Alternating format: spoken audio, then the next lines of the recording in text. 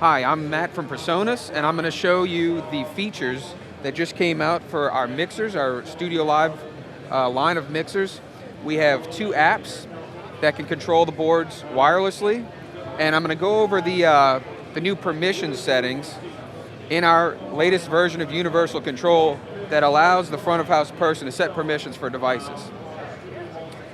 So as you can see right here in our latest update, which is available on the website now to download, there's a new section in the Setup tab called the Remote Devices section. And on the Remote Devices section, you'll see each device that's connected to your private network that you've set up. And as you can see, we've got a few devices here. We've got an iPad and some iPods and iPhones and things. So I'll do the iPad first and show you SL Remote. The iPad is right up here. It's the first one in the list. And right now, it has what we call front of house permission. And what that does is it allows the front of house person to take an iPad and walk around and do the sound and get real-time feedback to be able to hear the sound while they're controlling it from the iPad. So if you want to take a look at this iPad here that's running the app, we're connected to the mixer, and if you're a front of house person and you have permission to do so, you can walk around and you can move your faders, adjust everything. You have control over our fat channel. You have control over the aux mixes, the effects buses. You can select all your effects here. If you select a delay, you get tap tempo. Again, you have fat channel for all of these as well. You have control of your graphic GEQ. With our draw mode, you can just sit here and draw a shape with your hand, or you could just turn that off and move one fader at a time. And then in our settings tab, if you have permission to do so, you can rename things. So I'll call this channel 4 guitar, and as we go back you can see channel 4 is now called guitar.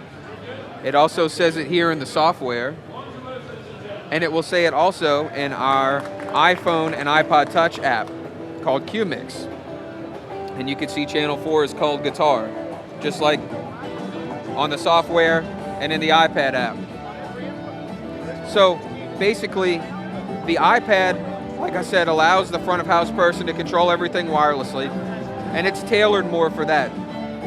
Qmix just came out, like I said, for iPod Touch and iPhone, and it allows each person on stage to control their own mix, which relieves the front of house person from having to do so, and also gives the players the freedom to adjust their mix and get it the way they want without having to yell and back and forth to the sound guys.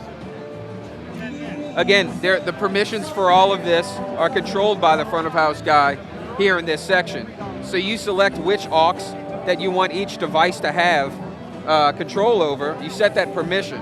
So as you can see in the software, I have only permission for aux 1. So aux 1 I have control over, but the other auxes I can't get to, and I can't mess up anybody else's mix. I can only control mine.